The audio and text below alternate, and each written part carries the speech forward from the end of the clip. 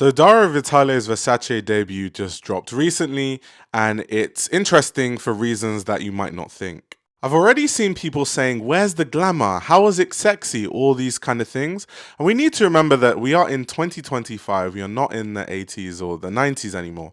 Things that used to fly back then in terms of how we depict sexiness doesn't work in these days, and these things change. What sexiness meant back then is not what it means right now. And so that playful, youthful element really comes through in this collection via these crazy prints that kind of look like someone that's going to an Italian rave or like a disco sort of thing. In looks like this, you also get another attempt at a very sexy and youthful edge. And I think, one collection in, it's very hard to judge these things, but I think he's still working out exactly what sexiness means for his Versace. And I think that this is a proposition that he will bring about even more as his time and his tenure at the brand progresses. For me, the part of the collection that I really loved was the tailoring.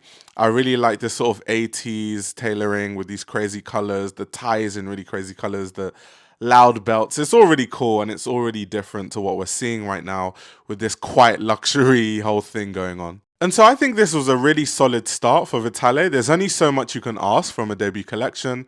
And I think it's really interesting that he looked to Gianni Versace's designs in the 80s, considering that his mum was a collector of Versace in the same time period. It's kind of like a nice ode to his mum. But what did you think of the collection?